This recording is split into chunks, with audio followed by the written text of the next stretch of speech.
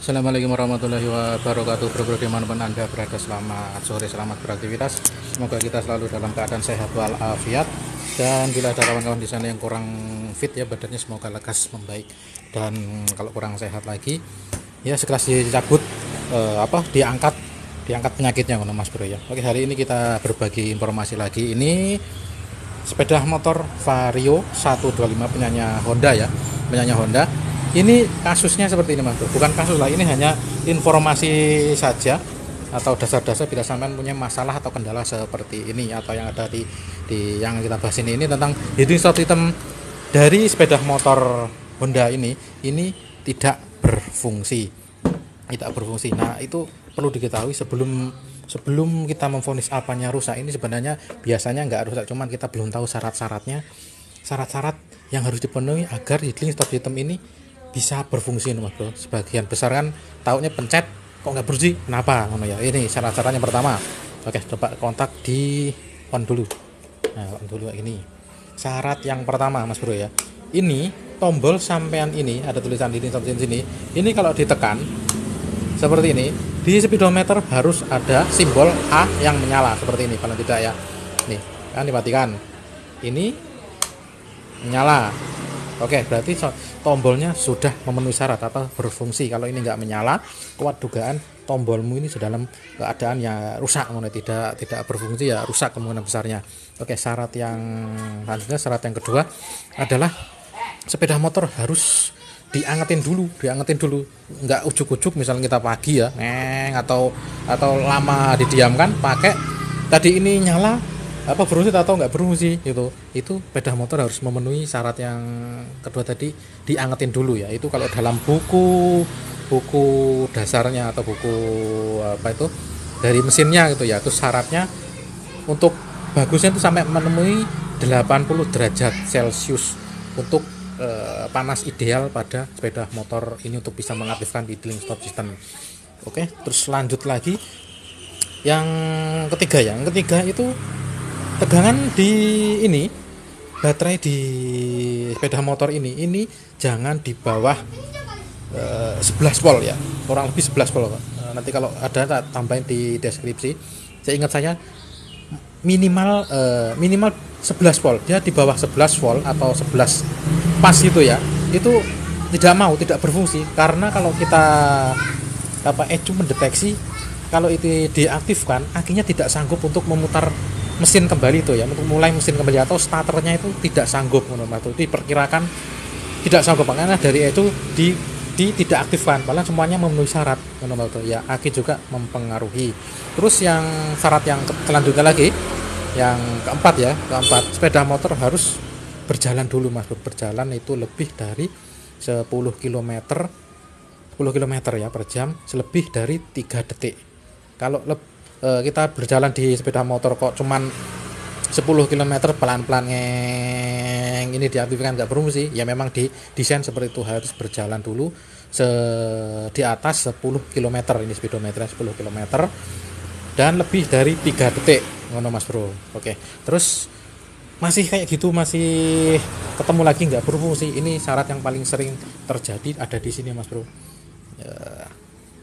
RPM mesinnya dari sepeda motor ini itu paling sering tidak memenuhi syarat. Syaratnya adalah minimal mesin dihidupkan itu RPM-nya 1500 Mas Bro. Nah, ini ada sedikit masukan kalau sampean pengen mendesain diri atau mencoba untuk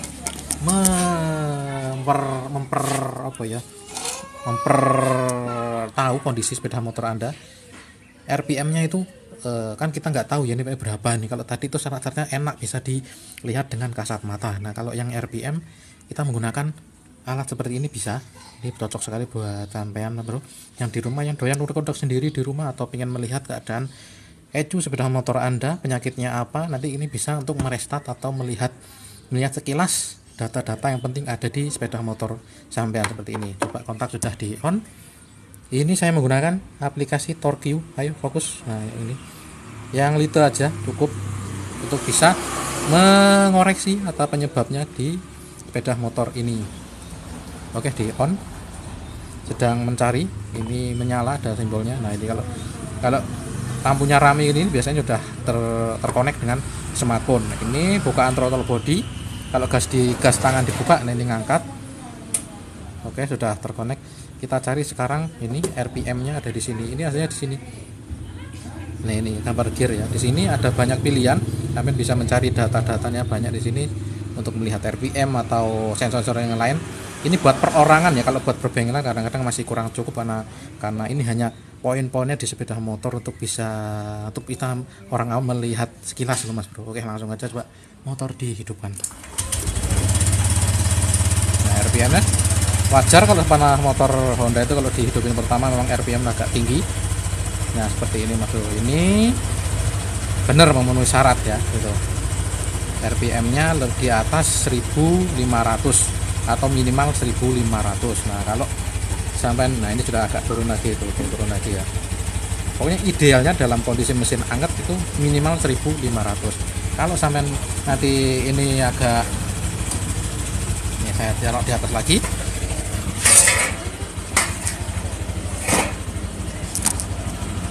Di sini ada lubangnya Mas Bro, paling sering di sini nih. Enggak ngetok ya gambarnya. Ada lubang, ada poelan kecil bunder. Ya agak sore sih, nggak terlalu kelihatan. Nah, itu ada bolongnya. Tuh, kelihatan nggak? Kita kasih flash biar kena. Oke, Mas Bro, ini ada bolongan di sini, lubang. Ini menggunakan obeng plus atau minus yang kecil aja. Nah, ini RPM-nya. Ya, di bawah 1500 ya. Ini pemadukan nanti masih tidak berfungsi. Coba kita pelintir dulu ke kanan atau kiri. Kalau sampai bingung nggak apa-apa, coba ke kanan. Loh, malah mengecil ya. RPM malah 1300. Coba berarti ke kiri. Ke kiri. Nah, itu 1000. Wah, ini kebanyakan. Pelan-pelan aja sampean puter. Kalau kebanyakan ya wis udah geter. Diputar ke kanan lagi. Minimal 1500.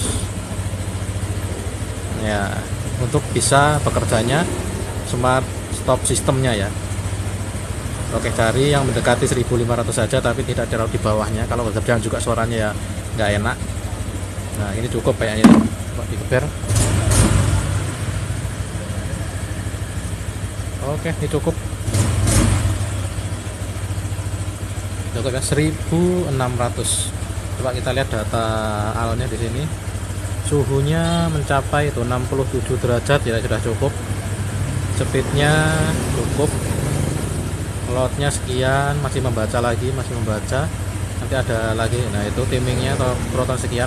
Ini cukup mewakili Mas Bro kalau sampean suka utek-utek di rumah.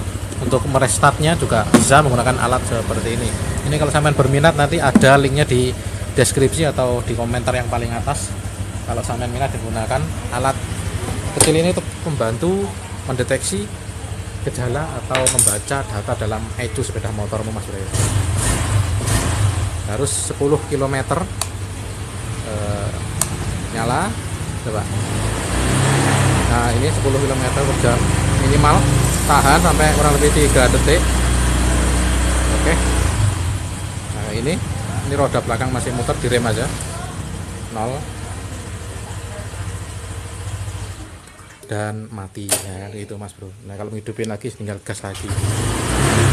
Oke, saya menurut Mas Bro kurang lebih informasi untuk bisa mengaktifkan atau mendeteksi apa permasalahannya di stop sistem sana tidak berfungsi. Oke, ini dulu informasi hari. Semoga video ini bermanfaat. Semoga kita selalu dalam keadaan sehat walafiat. Semoga pandemi ini juga lekas berlalu. Selamat mencoba. Salam mix. Nih alatnya kayak gini. Kalau minat ada di deskripsi dan komentar yang paling atas.